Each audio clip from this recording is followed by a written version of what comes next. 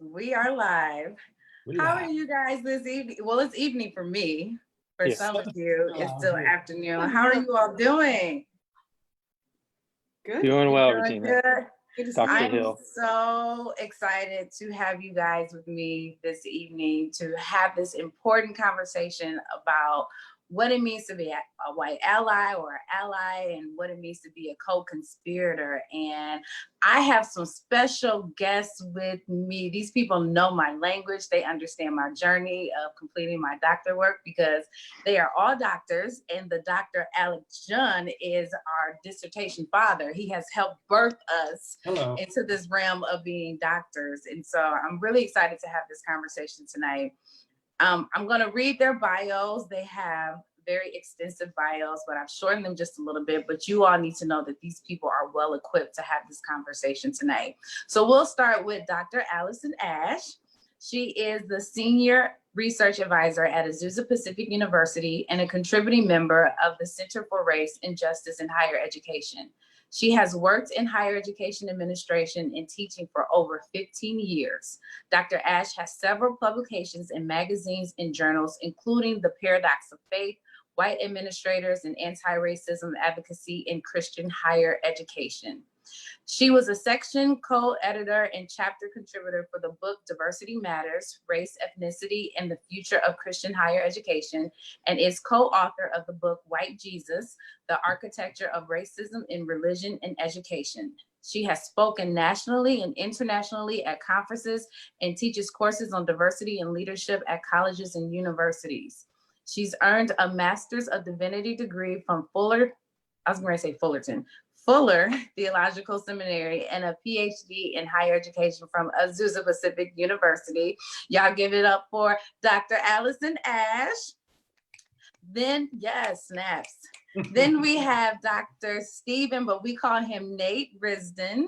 He is in the midst of completing his postdoctoral fellowship with the Racial Justice in Higher Education and serves as its managing director and a lead research associate. Recently, Nate completed his PhD in higher education at Azusa Pacific University with a focus on racial justice and equity. His dissertation, Sponsors, Saviors, and the Good White Man, examined the promises and problematic aspects of white allies sponsoring emerging leaders of color. He also currently works as a research associate with the doctors Glenn Bracey and Michael Emerson on the Race, Religion, and Justice Project, studying churches' engagement with racial justice and equity. Nate has written several publications, including A Call to Listen, Respond, and Connect, Barriers and Strategies by White Faculty Who Incorporate Anti-Racism Pedagogy, and most recently, Anti-Racism in Higher Education, A Model for Change, which he served as a contributing author along with all of us on today's panel. So go check that out. And he has presented at numerous national conferences, including ASH, South by Southwest, Race and Pedagogy, and the CCCU Diversity Conference. He has worked in public and private sectors of education for over 15 years. You guys give it up for the Dr. Nate Risdon. Last but certainly not least, we have Dr. Alex John. He is a professor of higher education at Azusa Pacific University. He recently published White Evolution, The Constant Struggle for Racial Consciousness with APU colleague Christopher Collins. But his resume goes on and on and on and on. But like I said earlier, we uphold his legacy of speaking truth to power and not being afraid to do so. So thank you, Dr. Alex John, for fine-tuning our voices and validating us in research. Thank you so much. Thank you. It's so good to, this is like old times. It is. Together. Research team. But Alex just start yelling at us, telling us what to do. Hey. Really? So let's dive in. My first question is directed to all of you. So you all have dedicated your life and your career to calling out white supremacy and systemic racism. What caused you to make that commitment? I'll go first. I'll try to keep it short. A lot of the work I was doing on admission and mobility and student success, students of color, focused on a small population of students who are doing well. Latinx students going to college, or Asian American success or something like that. And as I was doing that, I realized I couldn't see the forest for the trees. I was so focused on these little parts of success, which was good, but I never asked the more important question: what is it that only some students were successful and so many weren't? And I'd asked the wrong question. I was asking questions about, well, why can't fill in the blank minority students succeed? And what makes fill in the blank minority students be successful? Never once did I ask, what is it about the institution? What is it about the structure? What is it about American society that really drives some of this conversation? It's white supremacy. So probably about 5-6 years ago, where I really started honing in and recognizing we need to address not the 1% that's successful, but the 99% of the structure of inequality that's leading to this. So that's been my response in the last 5 years, is just really addressing this directly. That's good. Go ahead, Nate. All right. Well, I just want to first acknowledge that I think my story about this and my reason for committing is uniquely very white experience, and I'll explain why that is. Because as a white person growing up in the United States, I didn't have to think much about whiteness or white supremacy. I could choose to think about it, or I could choose to ignore it, because it was not held in front of me. It was not something that I experienced when I walked out the door, that it was, just shoved into my face. But it was really through, I think, initially hearing or listening to what is known as like counter narratives from teachers, from friends, coworkers, who opened me up to these histories that weren't told in the classroom. Yeah. And then, so those were little pockets of truth that I had growing up that really countered what I heard in school, what I heard in the media, what I heard even in church. But that really didn't take me far enough. It honestly, to give Alex some credit here, it was a lot of credit for this. It was exercises of digging deep, being really introspective, and thinking about my own family history and what privileges we actually had experienced, and how I got to where I was because of those privileges, and how I still experience privileges, and how I also still have moments where I actually have very racist thoughts. Those kind of things that were really troubling to me, I actually had to sit with. And then when I understood my complicity in all this, it was also a matter of really trying to then kind of decenter my kind of whiteness, if you will, and think about how what all of this has done fundamentally was turning your back on others' humanity, and giving into the worst parts of yourself and the worst parts of this system, or the systems that surround us. And I found this quote, and I wanted to say it. It's the famous quote by Desmond Tutu, Archbishop Desmond Tutu, where he says, "My humanity is bound in yours, for we can only be human together." Yeah. And I think, we only have so much time on this earth, and I just don't want to live my life at the expense of others. I just don't see that as a well-lived life. And I don't want to continue to watch death and brutality after brutality, hateful act after hateful act perpetrated on others because of this system. It has to be, we have to change. So that's what's really pushing my commitment to this. Allison? Yeah, I would say, my decision to really come into this area of both my study and my life has to do a lot with my personal story, which I might explain a little bit later in our talk. But just briefly here, on my dad's side of my family, there's quite a bit of racial diversity. And on my mom's side of the family, it's very white. And as I started to learn about the diversity of my dad's side of the family, I started learning about the injustice that they experienced. So that really captured my attention for justice and racial justice, started going down that road. But it really wasn't until, probably, again, to give Alex credit, when I was doing my PhD, I started thinking, I really want to study. I'm kind of like some of the stuff that Alex said he was studying early on. You know, what's some of the problems that we're experiencing within education? What are the injustices that we're seeing? But it was through working with him and the research team that we started looking at the idea of whiteness, and that the problems that we saw as problems were kind of products of a system that actually had to do with whiteness. Then I kind of retrospectively looked at my family and said, you know, I've for many years been looking at kind of this injustice that my family experienced, but I didn't actually look at the white side of my family to look at myself and understand my experience walking through the world as a white woman. And so it was the kind of the combination of my scholarship coming together with my own personal journey and racial understanding that I just said, you know, I think part of my story too lends itself to be able to talk about this stuff that's kind of interesting and maybe something that people might be able to relate to or learn from. So it was from that realization that I decided I really want to spend a lot of my life doing this, you know, and committing my life to this stuff. Yeah. Hey, can I add one more point, Dr. Hill? Yes. I think a lot of the work before that I was engaged in is this idea of diversity. And diversity, I'm now saying, has never been the problem and has never been the solution. Diversity is neither the problem nor the solution. We have to address white supremacy because diversity often feels primarily like compositional diversity, never getting to the curriculum, never getting to issues of power, just the window dressing. And so we falsely congratulate ourselves by having, say, because we're all in, you know, university settings, just more diverse students, more students of color, but never addressing some of the other issues. And so I think that's an important evolution for me to move away from just the language of diversity, because it actually subverts some of the more important discussions of interrogating white supremacy.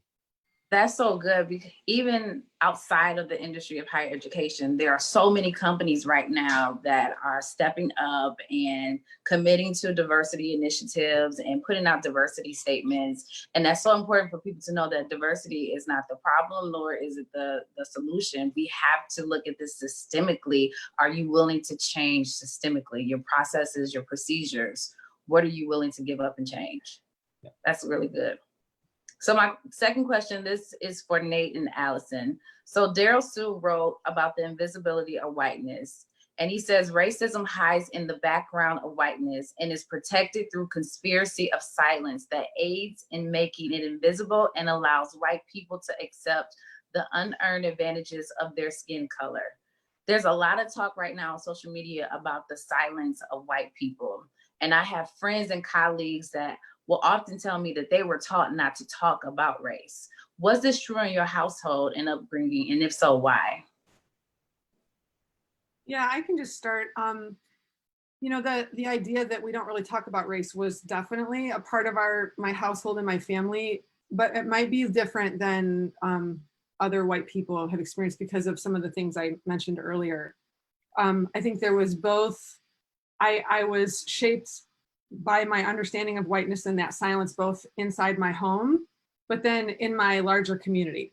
So I think it went both in my family, but then when I turned on the television, when I went to school, when I rode the bus, when I went to the grocery store, when I went to the doctor, you know, those were all things that contributed to the silence of whiteness. But within my family system, there was, because my great-grandmother was African-American, and she married a man, my great-grandfather was Native American.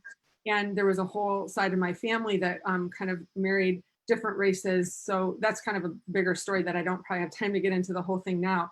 But what happened in my household was that was actually just never talked about. So we never talked about the fact that my dad was biracial and that he experienced some really tough things because of that growing up. And then consequently, we never talked about what it meant that my mom was white and what it meant that I am a white person and what that's going to mean throughout my life. So it was silent, both from the standpoint of there was a diversity beyond whiteness that was silenced in my family, but then the whiteness itself was silenced as well. So I think, but then again, the silence of the whiteness was then confirmed in my schools, we were all white schools. I lived in a rural part of West Michigan, and almost no racial diversity. So it wasn't something that we had to talk about, really. And we did later when I started going to family gatherings and seeing people that were my relatives that weren't white. And as a child, that developmental stage when you can start differentiating and saying, okay, I know who I am, I know who you are, and we look different. And so that was when I started really asking those questions of, well, why do we have different skin colors and what does that mean? And so there's a lot to that, but it really was a silent part of my growing up until I started kind of asking some of those questions. Yeah, and in my household, it was something we just didn't talk about. We didn't talk about race or racism because, as white people, we didn't have to. It like, just to kind of follow up what Allison's saying. It wasn't just part of our everyday conversation. Didn't need to be part of our everyday conversation. It wasn't even an elephant in the room because it didn't have to be in the room in our house. And I just recall this kind of ongoing bit where, my parents would emphasize these words like civility and politeness. These were things that you didn't bring up at family gatherings, right? There were certain things, religion, politics, racism. Those were kind of topics you didn't ever address at family gatherings, even if it was something on a person's mind. And that just gave us excuses to continue to be silent about things. So as a child, that was really how I was taught. And you don't think of those things at the time as wrong. You think that you're just being obedient and kind of following the cultural norms of the family system you're in. But they were beyond our family. This was common practice, as you kind of allude in your question, for a lot of families around the country, a lot of white families. And then, you see something on the news, a hate crime or something, and then because of this kind of way of thinking, you think to yourself, well, that's not it. That's not me. That's not my family, and then because of this system of silence, next week, the next day, the next month, you can forget about it and move on. And that sounds so harsh to say that out loud, but that was the reality of what silence did. It's evil. It's insidious. And then you kind of justify along the way as you grow older these kind of silences that you have, because even in this system in the United States, I feel like a lot of times we've copped out by making it individual and external, right? So yeah, again, I'm not like that person kind of attitude that we have, and we very much kind of happily ignore the fact that there is a system behind it, because we don't have to pay attention to those things. And I think, one other thing I want to say is not in a familial setting, but I said it earlier in the conversation, I had people in my life who told counter narratives. So the first one I can recall was my 5th and 6th grade teacher, who was 3rd generation Chinese American. So his family grew up in San Francisco, but he was very much, and his family was a generation or two ahead of him, a victim of the Chinese Exclusion Act, where they had much of what they had taken away. We're not, considered citizens. We're considered very much other. Well, he would tell us those stories, and those little stories, again, opened me up to the point where by the time I got to this PhD program, even maybe a little bit before, I couldn't stay silent anymore, But there's, a lot of people that have that experience where it's easy to stay silent because it's comfortable.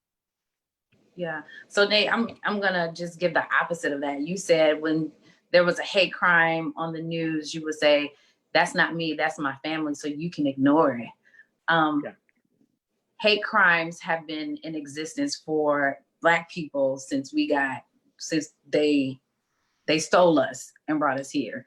And so lynching was a clear message and a sign to other slaves that if you try to run, if you try to disobey, this is what's going to happen to you. They will whip the enslaved in front of the other enslaved as a message. So now when we're watching George Floyd die in Minneapolis with a police officer's knee in his neck for 8 minutes and 46 seconds, that sends a message. And that message says, that could be my brother, that could be my husband, that could be my son, that could be my uncle, that could be my cousin. So I can't escape those messages because Right. it is generational trauma that the Black community has had to deal with, that we see those messages and it is a sign to us saying that you're less than, you're not considered human. And so we can't escape those messages as often as people can. No, I totally get it. And I'm saying that, you know, that's the insidiousness of whiteness and white supremacy, is you have this skewed view of reality where you aren't acknowledging the true reality of what you've just explained, this historic lynching and brutality that has been happening particularly towards African Americans. We're seeing that come into focus, you know, really on larger scale these last few weeks, right? Because of George Floyd and other crimes. But it's historic. And again, white people have still like this, many still do just kind of like step away and say, well, I'm not that person. I'm not the one with the knee on the neck, but you kind of are, I want to say, you kind of are. Yeah. So my next question, I'll toss this to Alex first, and then if you guys want to chime in, you can. So I often hear white college students, the impressionable age, 18 and 19, say that they don't have a cultural heritage. And they will often respond, I'm just white, not realizing that their grandparents, great-grandparents, or great-great-grandparents were immigrants. And at the end of the 19th century and early 20th century, Irish, Polish, Italian, other European immigrants weren't considered white. They were considered non-white. And they were placed above African Americans and Asian Americans and just below whites. So Barrett and Roddigger wrote, for new immigrant workers, the process of becoming white and becoming American were connected at every turn. Talk about race being a social construct and how it was used to oppress people of color and create social class. Yeah, absolutely. You recognize early on with all the different immigration patterns of folks who come over to the United States, and it's not that they were not racialized, right? We've documented that. Italians were racialized, Irish were racialized and oppressed in the United States, and every ethnic that came over, the Swedes, the Dutch, etc. So every group did, and they saw the benefits of trying to find unity. So this is Roddigger's talking about working toward whiteness is one of his books. And so very quickly recognizing the benefits of finding unity and trying to become more American. And the way that was framed in terms of a white supremacist lens is whiteness was created because blackness was created. It was the blackness that people didn't want to be that drove them to say, well, I'm not that. So there was no whiteness. That's why it was socially constructed. There was no color in that regard until it became, because we're all one human race, but race became the issue because racism became an issue.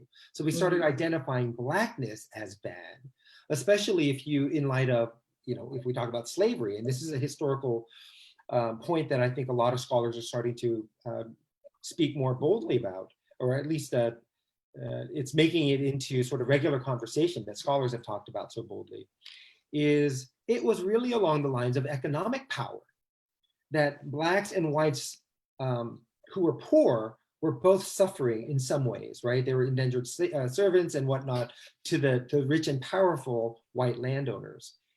And there was going to be a revolt against the rich, and white slave owners and landowners recognized this and pitted the poor whites against blacks to say, look, you're not, at least you're not black. So getting into the white identity of developing that sort of superiority, even if they were poor, even if they were being abused as well. So aligning with the rich, and even if I'm not rich, at least I know I'm not black. And that sort of white identity model is what continued to form. And then that became synonymous with American. That then becomes synonymous with, I mean, if you extend it to the church, it's hard to make the distinction between saying what is white and what is American, what is Christian. For a lot of white folks in the United States, what is American and what is white and what is Republican. That list goes on. And so that's the normativity that is a real challenge for white folks to recognize. And to say that you have no culture and culture is only in somebody else fails to recognize how that was also intentional. That was intentional for white people to say, I don't have a culture because I am normal. I'm merely human. And everyone else gets a hyphen or everyone else gets a qualifier, but I'm just regular. Yeah.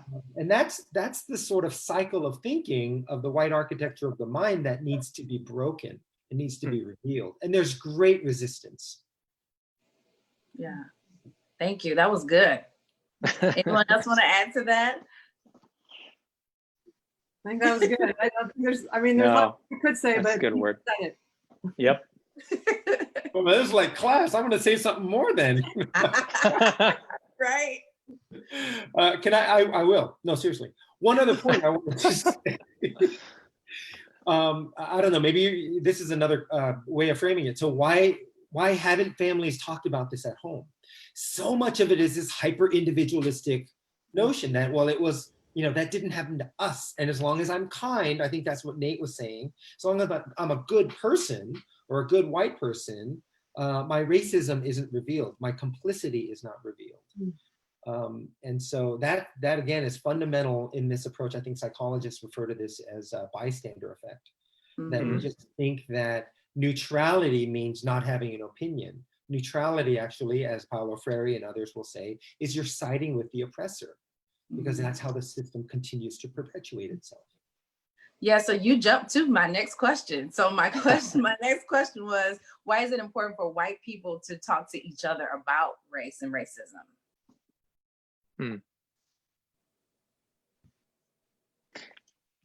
Well, I'll start off by saying, I think one of the things is we cannot continue to burden our friends or family or colleagues of color, place a burden on them to teach us about racism, constantly going back to them and saying, how do I become an anti-racist? How do I do that? No, the burden is on you. And the burden is on each of us to actually kind of have that conversation with one another and educate ourselves. That's one thing I want to say, because I think, Regina, you've been great about this and even inviting us on here to have this discussion. But would you acknowledge, and maybe even others you've spoken to could acknowledge, it's exhausting to have this conversation over and over and over and over again, on top of the trauma you were sharing earlier. So I think we need to take care of our own, I'll say crap, because I don't know the audience we have here on Facebook today, but we need to take care of our own crap. We need to clean up the mess that has been made, take responsibility for cleaning it up, even if we didn't, quote unquote, make the mess, understand our complicity, but really educate each other and speak to each other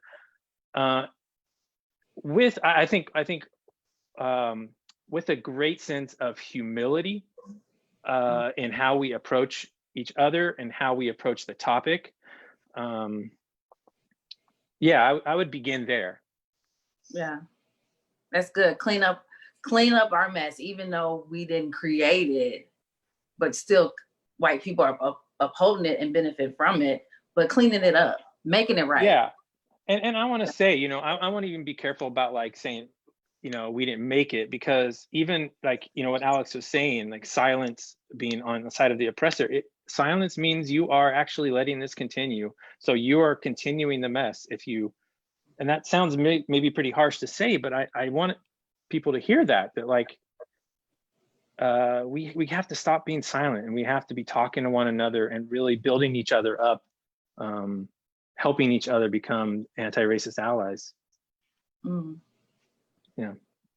Yeah, I would add to that and just say that I think the reason it's important that we talk to other white people about this is because I think we need to begin to see this issue and the problem of white supremacy and racism as beyond the problem that has been put on people of color, and that it's a problem within us.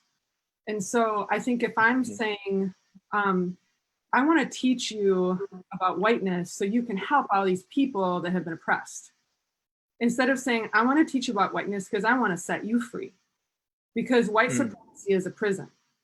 And it's a prison that has a lot of good stuff in it, but it's a prison that I think white people need to be freed from as well.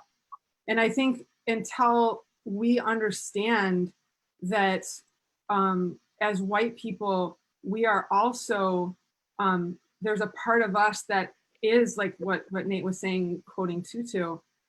There's a part of us that is, we are connected to everyone. And when other people are hurting, or we are benefiting from systems that are hurting others, that is also hurting us. And so I think until we can understand that our humanity is my children. I mean, I don't think my children are going to be fully human in the way that I want them to be if they don't understand what white supremacy is, and they have that growing in their brain without being aware of it. I don't want that for my children. I love them enough that I would say they are not going to be the people that God has made them be fully if they don't understand this virus that's growing in their brain. And so I think it has to be beyond like a benevolent racism kind of thing, like a benevolence. Like, I'm going to teach you about your whiteness so we can be benevolent. And it really has to go beyond that too. I'm going to teach you about whiteness because this is bad for everyone as far as the effects and the oppression of whiteness and white supremacy. Yeah. I don't want people to take your comment out of context when you said that white supremacy is a prison for white people. For some of them, it's a penthouse suite with all of the luxuries that they can enjoy. But you have done the work to realize that it's a facade for you because you've done the work. That for you, it is actually a prison. So I don't want people to mistake what you're saying and thinking that you're saying, oh, white supremacy is just a prison for white folks. No, because I see it, and I see it as a prison for those who are not white. But because you've done the work, you have a critical lens, and you can see what I can see. Right. Yeah. Can I add? Oh, sorry, Allison, go ahead. Okay. I was just gonna add one other thing, Regina, to that. And I think too, I personally can say that I can understand, I don't know how to put this. I understand the triggers of white fragility as a white person. And I think I understand that. And I understand like the journey from a place where you react defensively and harmfully to taking it to a place where you kind of develop a critical consciousness. And I think that's another place where white people speaking to white people can be helpful. And again, Allison's point of going beyond benevolent racism to like going into develop a critical consciousness so your activism is actually beneficial beyond just kind of making yourself feel better. Does that make sense? I think just you understand the psyche. I think Allison was saying that too. You understand the kind of psyche, the way that we kind of been raised to think, if you will. And so in that sense, maybe can do some translating. I don't even know if that's the right word, but working through some of that stuff with them. Yeah, I mean, I want to add to that piece, everything you all said, I agree with, but this last point, Nate, that you're making is interesting because part of it is you already speak their language. You speak this language and you're familiar, it's not bicultural, it's natural for you. So to be able to address talking to your own people about something that you also experienced and grew up, people are going to understand you better. There's almost like a common ground that you're building from. Whereas if you're a person of color or Black person addressing this to other white people, they're gonna always assume with a little bit of doubt or a question as to your motive. Are you an angry person? Are you trying to push an agenda? Or I've heard you talk, I see you coming, but you can speak quite frankly. This is why I see another movement with Asian Americans talking to other Asian Americans about this, which we haven't done. So I think there's that too. The other piece that I think just another 30,000 foot view from this is families, including white families talk to their children about lots of different types of evils and dangers in the world, the environment, and why it's important not to just throw food on the on the street or wrappers on the street. We talk about things that were passed down to us, like the national debt, or these types of things, and why we have to pay taxes. If this argument that we're like, I don't want to do it because I just want to spend what I make. Families hopefully are talking about this at home with their children to say, this is why we do this. This is why we pay taxes and why we need city services. Some might not, but by and large, people understand why we do that. How is it that we choose not to talk about systemic injustices and whiteness we always see that as another person's problem. So fundamentally, it goes back to this bystander effect, that if it doesn't affect us, we don't have to talk about it. While failing to recognize it's always been about you. It's always been about a white supremacist mindset that continues to create a system and then back away and say, I don't know how this happened. That was good. That was good. Allison, you talked a little bit about your cultural heritage and the makeup of your family. So I want to dig a little bit deeper into that. So Cheryl Harris, she wrote an article about her grandmother, and her grandmother was faced with a decision to pass for white to provide economic resources for her family. And in doing this, her grandmother gained access to valuable assets such as privilege, survival, economic power, and other benefits that white people expected to receive. As a consequence, Harris said that her grandmother was complicit in her own oppression by living a double life and silencing her existence. And I know a few years ago, we've had this conversation because I jokingly call you sis. We had this conversation about your family background, and a family member within your bloodline decided to pass. How has that impacted your life? Yeah, that's a great question. I could talk the rest of the time about this, which I won't, but yeah, I mean, there's so much there in my life and in my story, but I'll just say this, that as I mentioned earlier, my great grandmother was African American, and I've heard a lot of these stories from her relatives, people that were just a little bit younger than she was, who were living there now, passed away, a lot of them. But they talked about how she was light skinned and her sisters were darker skinned. And they were in a rural community, West Michigan, where it was mostly white farmers. And she married a Native American man, my great grandfather. And they were able to make the conscious decision to pass as white, to say, I am light skinned enough that if I don't reveal too much about my identity, I can move and live and be afforded the privileges in my community that white people can have, even though I'm not technically white. So that she made that decision. I've heard stories about how her darker skinned sisters would come to her house. She didn't really want to be seen with them outside. She would be in the house talking to them. They'd walk out to their car. They'd walk out to leave. And she would not want to actually walk out with them because she didn't want people to know that was her family.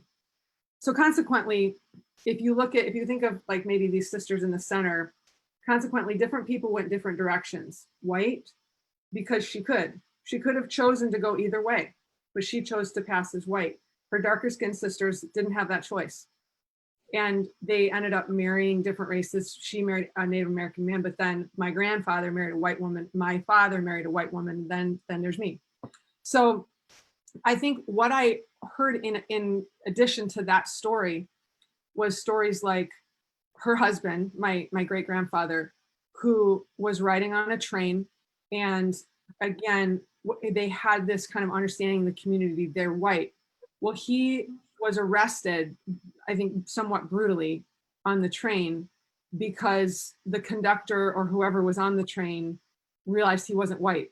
I don't know the whole story about maybe he was sitting in a place he shouldn't have been according to those rules, but I don't know exactly why he was in jail. And I've been told that he was never the same after that. And what I've talked about with my family members is like his race was exposed. They were kind of in a sense hiding under whiteness, hiding in that sense of I am going to not reveal truly who I am. And how I've seen that is, I mean, there's lots of things I could say about what I've learned from that. One important thing is just understanding how I was on the family tree. My tree slowly just became white and blended in. And then I have been afforded all the privileges of what that branch looks like. And there are different branches that look completely different, and we come from the same people. And the difference is the color of my skin and what we have been afforded because of that. My grandmother and my grandfather, when my grandfather was born, my Native American grandfather, on his birth certificate, it says white. He then married my African American great grandmother. On their marriage certificate, his race says colored. He was white at birth, supposedly, and then on his marriage license became colored because he married an African American woman. And those people in my family had to make those choices. Who am I going to marry and what race am I going to choose? And so I'll just end by saying, you know, I've done a little bit of reading and research on the psychological effects of what it meant to pass as white. And what did it mean for a different people in different communities to say, I know my race, but my skin is light enough that I can choose a path to hide, or I can choose a path to be proud and to understand who I am and to accept that, and the damaging psychological effects that happen through passing, of the sense of I, in the core of myself, am choosing to say, I am not okay who I am. And I've seen that in my family without getting into a lot of specifics. I've seen what that has done in the sense of shame throughout my family. And I really have seen the effects of that personally in my life. So I've seen the effects of that kind of trauma of racism from my family line while living in a body that has had all the privileges that I could have as a white woman. And so that's been a confusing and difficult and challenging journey, but it's really helped me understand. I need to understand the privileged part of it, but I also need to understand the oppressed part of it to understand kind of where I go from there in my life. Thank you for sharing. Yeah. I really do appreciate that. You all, they didn't include me in this, guys. No, this is before I got into the program. They've been writing together about what it means to be an ally. So I want you guys just to talk about what does it mean to be an ally? Help some of the people that are watching understand that. I wish someone had written a dissertation on this topic. Oh wait, Nate is here. Okay. I think I actually like the term that you used, co-conspirator, more than ally. We'll talk about that too. Yeah, good. So before maybe we get to talk about that, I think people have thought of effective allyship as, and there are some elements here that are important. So I want to point out that, but see where it maybe falls short of the other term, co-conspirator. You know, allies certainly have to have kind of a developed critical consciousness, a kind of an understanding of themselves, their own racial identity, their own racial history, as Alex was saying earlier. If they're in an institution, like many of us are, that is a dominant white institution, then they have to understand their positionality and power and social capital in that institution, and in understanding that and all of that, how to advocate for colleagues of color,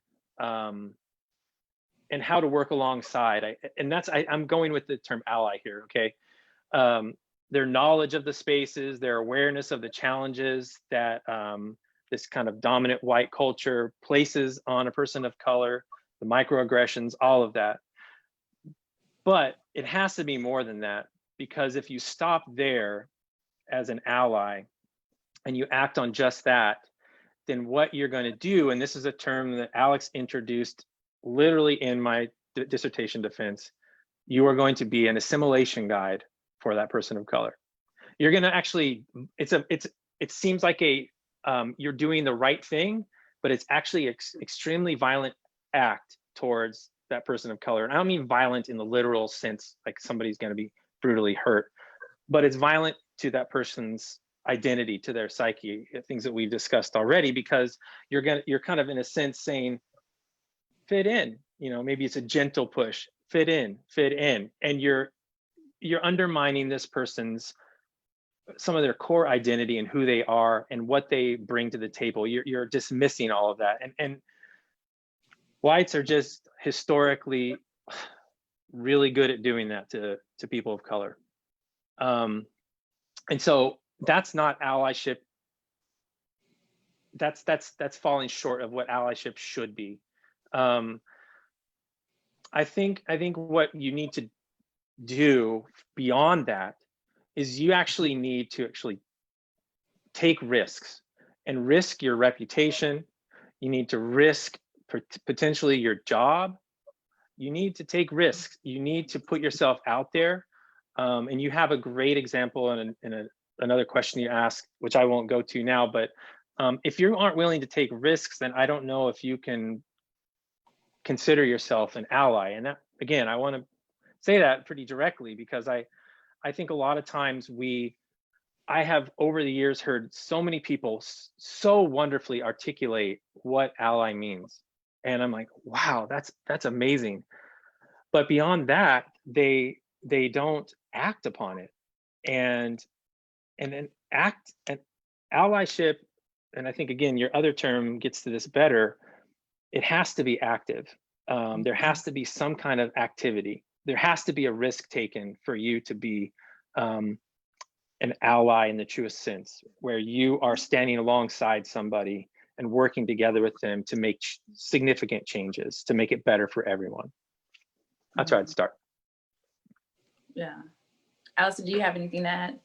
Yeah, I would say that I'll just for time's sake, I'll be brief on this one, but I would say when I think about what a white ally is, it's somebody who is attempting to change the external systems around them that are perpetuating racism and white supremacy, and change the internal systems within themselves that are perpetuating racism and white supremacy. And I think that's probably the important distinction that I would want to highlight, is that when we think of white ally, we might think, I'm going to be somebody that's going out and marching. I'm going to be carrying my sign. I'm going to be going to board meetings. I'm going to be going to city hall meetings. I'm going to be working on policies, which are critical to do, very important.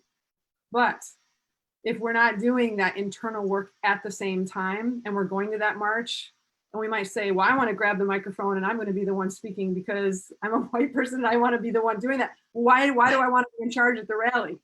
What's that? What is that? Why do I want to be the one who speaks right now? How do I actually support without taking over? How do I decenter my whiteness while I'm doing the anti-racism work?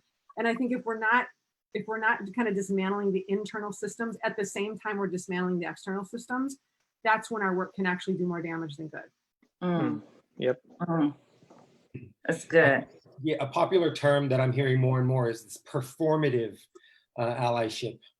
There's no cost to you. There's no real pain that you suffer through this. And if I may, just more briefly, sort of the war analogy, if you think of allies, you think of the First World War, the Second World War, all these other wars where NATO nations get together, and you can't just say we're allies when you're like, yeah, I can't wait for you to go fight, and I'm going to cheer you on from the back.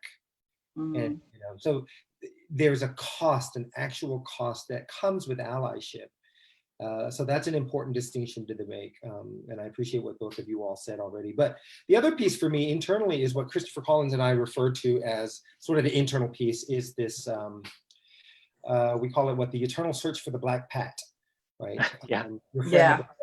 Yep. Always looking for some sort of affirmation, primarily from a person of color. Now, from the outside looking in, it looks like allyship. It looks like you're sort of on the same page, but the internal motivation is different. And that gets exposed fairly quickly if you don't get that cheddar, if you don't get the affirmation. In fact, what you get is pushback or critique. Then all of a sudden you're gonna leave that Facebook group. You're gonna leave whatever rally that you said you're gonna be a part of, and very quickly be turned off. And again, Chris Collins and I called this White 22. Right? It's Joseph Heller's, off of Joseph Heller's Catch 22. You're white if you do and you're white if you don't. So when people say, hey, you don't say anything, how come you're so quiet? You're like, oh, geez, I should do something. Okay, so I'm going to go to the rally and I'm going to march and I'm going to do these things. And then I'm going to grab the mic and say something. And someone says, hey, what are you doing? Why are you taking over? You need to sit down, shut up, listen, learn. And they're like, I can't win. I'm white if I don't say anything. I'm white if I do say something. And that's the burden, I think, of allyship. We're talking about white people in this case, but that's the burden of allyship, is everyone's saying, well, just tell me what I need to do. And as I'm studying whiteness, I realize that's a big part of the culture, is you got to know the answer. You got to know the rules, and I'm going to follow them and I'm going to perfect them. very driven, and even like, what time are we supposed to show up and make sure we start on time and all those things. Yeah, some people of color are, notoriously late to things, but that, this probably reveals a little bit more of culture. I'm half joking, but really it comes down to this issue of wanting to do the right things. And if we had the playbook, how can I follow it to the T? And that's the right answer. And I wish it were that easy, but allyship in that sense is complicated. One other thought is those are not bad things, okay? I just want to say you can start there. I know someone who would never have posted Black Lives Matter. She posted it on Facebook. That's an on-ramp onto the freeway that everybody is going. People, immediately jumped all over her and said, "What are you doing?" from all sides. She's getting on the freeway. That's a good start, but you can't stay there. It's got to be policy changes, right? We've got to look at systemic dismantling. We've got to look at policy changes. That's going to be the long-term effects. It's not as sexy, not as visible. You have power and privilege because you're in the room. That's where you can really use some of your privilege. That's a different form of allyship. Yeah, so a lot of you talked about the risks that you need to take. And that's why I specifically titled this White Allies and Co-Conspirators, because I think people right now are getting caught up in, I want to be an ally, I want to be an ally. But I'm like, there's more to just being an ally. We don't want you to stay there. We want you to move and be co-conspirators with us.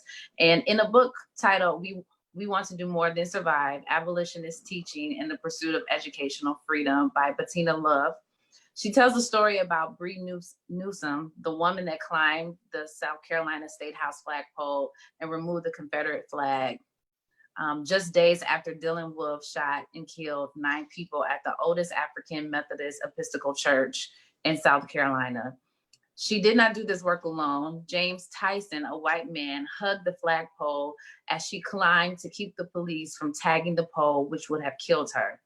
The author suggests that co-conspirators function as a verb, to your point, Nate, and not a noun that requires more risk than being an ally. How would you advise white people who are coming into the awareness of the struggles of the Black community to move towards being an ally and not stopping there, but to continue to do the work to be a co-conspirator?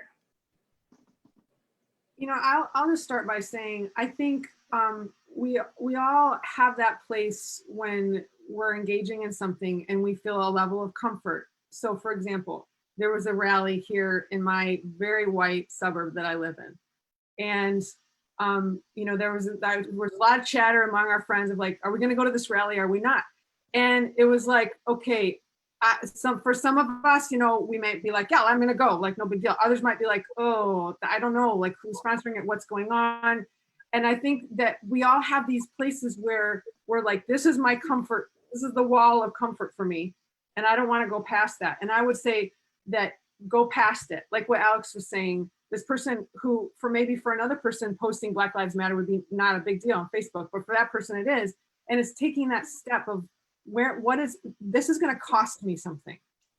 And it's, what is it going to cost me? If it's like emotional distress, and maybe that's what it is, or maybe it's like your job eventually. I mean, that's kind of the ultimate in some ways. Maybe it's like risking other sacred parts of your life.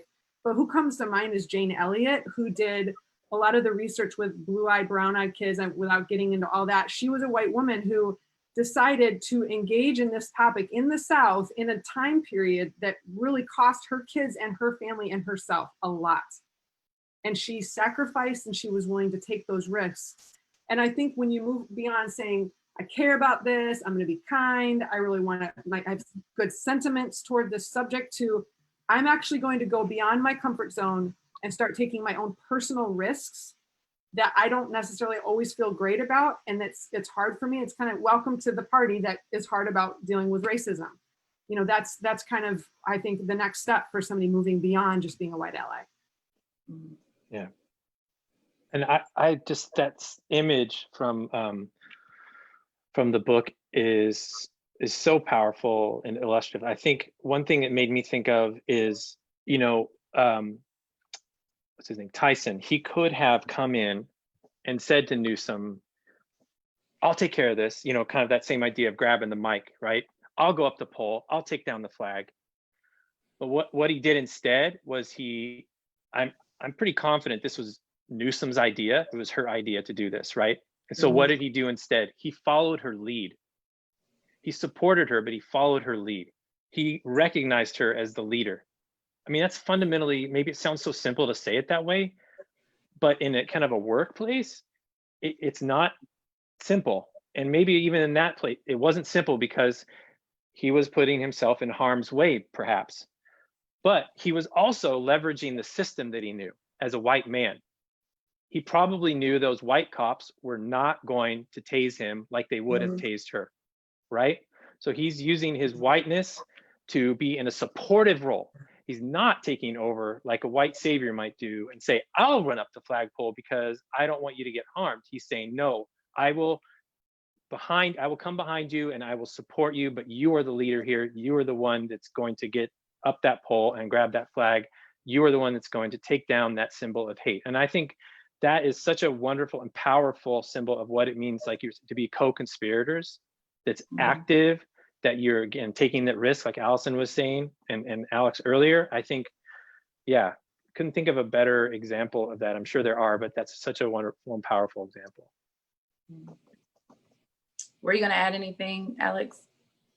I think just the piece about just how profoundly difficult that is if you're used to being in power, if you're used to being in charge.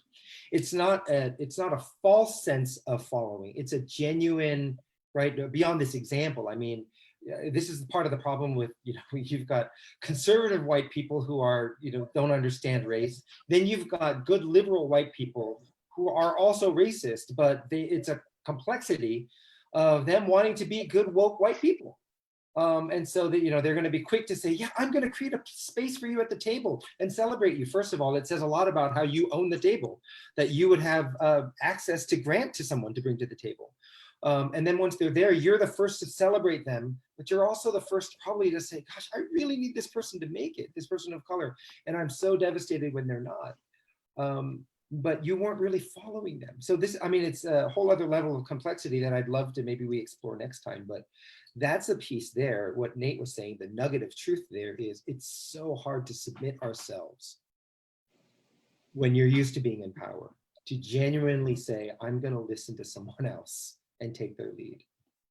Yeah, that's good. Alex, you can unmute because this question is for you. So you've been engaging in a lot of dialogue. He's been on 4 Zoom calls today. So this is his favorite. But you've been engaged in a lot of dialogue about the importance of Asian Americans uniting in the fight with Black folks in America. Why is it important for non-Black people of color to support the Black Lives Matter movement? I have been talking a lot these days with Asian American communities, Asian American churches and other groups. And it's just unprecedented. I feel like these conversations did not happen when Michael Brown died. These conversations did not happen when Trayvon Martin died. These conversations didn't happen. I'm old enough to have gone through 1992 with the riots in LA. We did not have this level of conversation and introspection in the Asian American community, at least not as I was a part of my communities. Something's different this time. And I feel like people are recognizing that, well, one, it's not just a Black-white binary issue. When we talk about justice and racial injustice, Asian Americans play a very interesting part here because we, in some East Asian American communities, pass sort of a little bit more with whiteness, not quite white, but we're the right model minority to perform well academically and all those types of things. And then we have anti-Blackness in our own communities that we've never addressed. And the easy answer is to defer and say, no, this is a white supremacy's problem.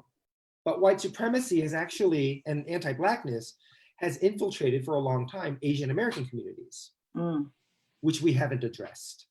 So we have a unique kind of burden among Asian Americans to address our issues. And so it's time to finally start naming it and unpacking that and working toward solidarity. Part of the challenge in some communities, Asian American communities, is they've experienced racism as well at the hands of whites and Black citizens. So this is a challenge that they have. The anti-Blackness is fed by their own lived experiences. So how do we address that while also not simply tuning out and saying, yeah, so we're on the side of white people on these issues, But when white supremacy happens, we're on the side of Black people on these issues. And, you know, this is just conversations we haven't really had in our community. So I continue, if you're listening and you're Asian American and you want to have these conversations, let's talk to our people.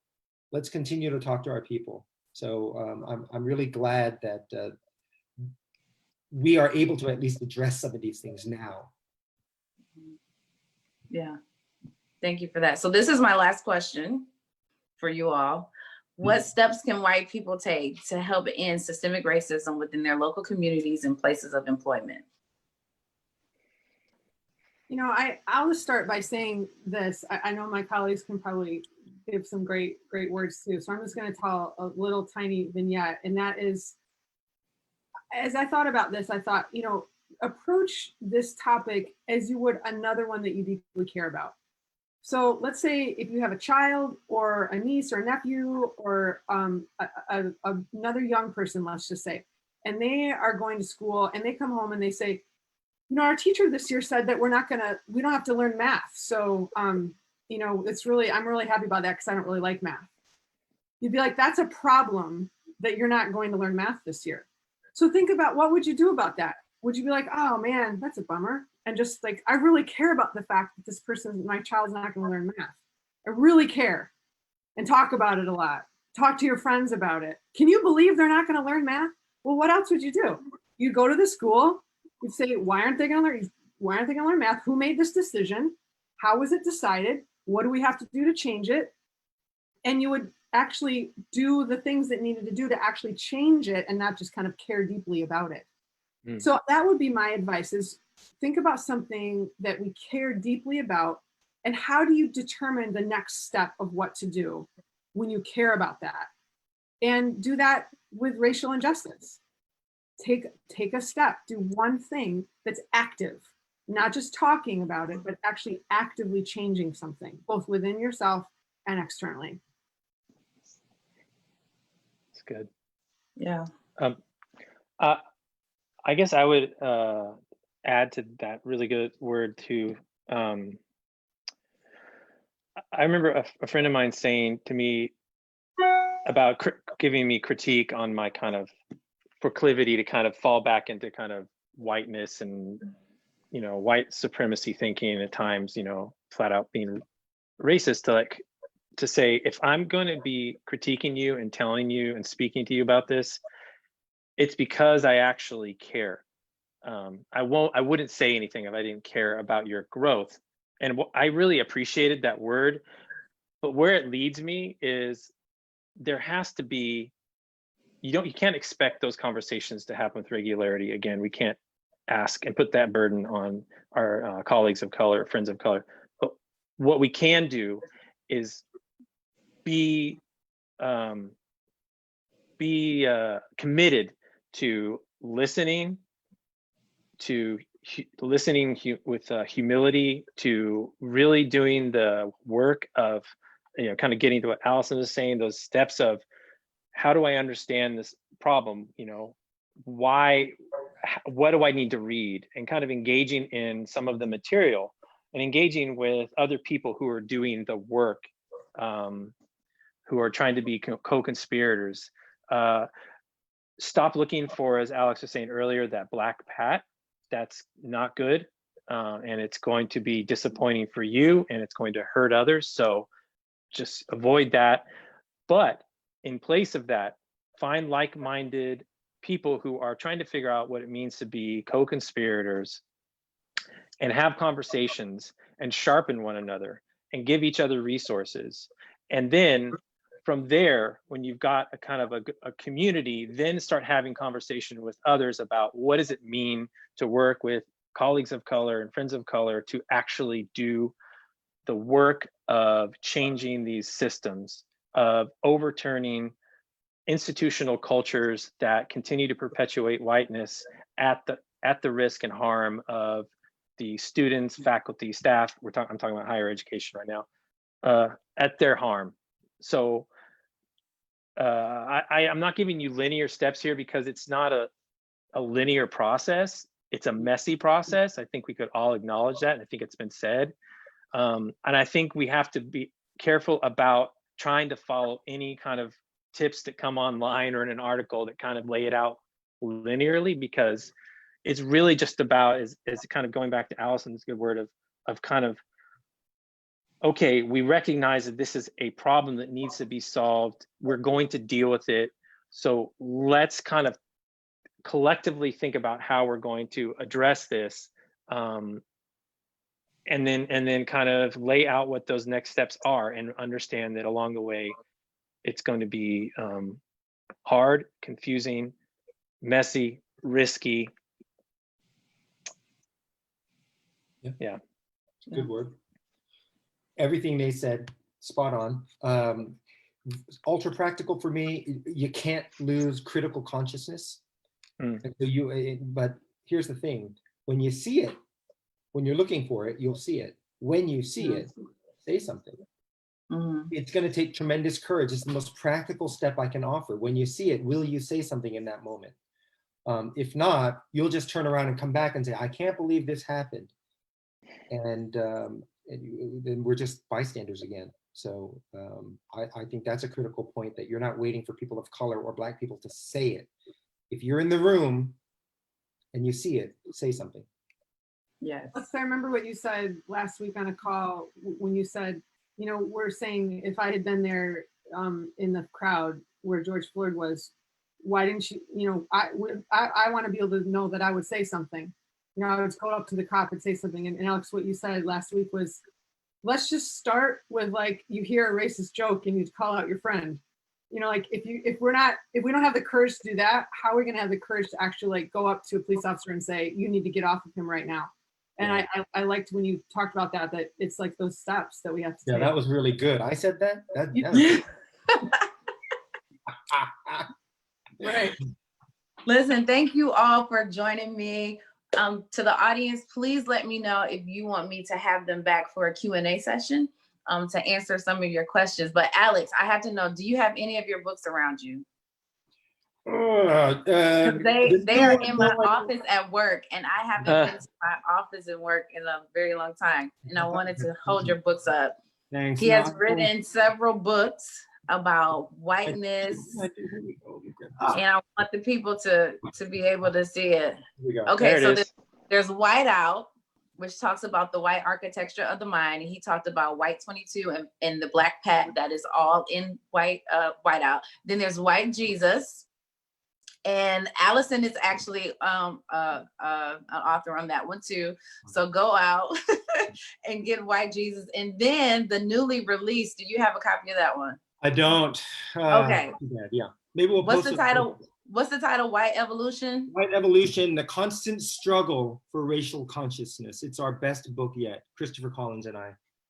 Yes, so go out and grab those books if you are wanting to learn more and to develop a critical lens and dismantle the white supremacy that is within you. Thank you all so much for joining us. I'll be back next week with another panel talking about education as an act of freedom. Thank you guys for joining me so much. Thank you, Dr. Thank Hill. you. Thank you so much. You're welcome. Bye. Bye.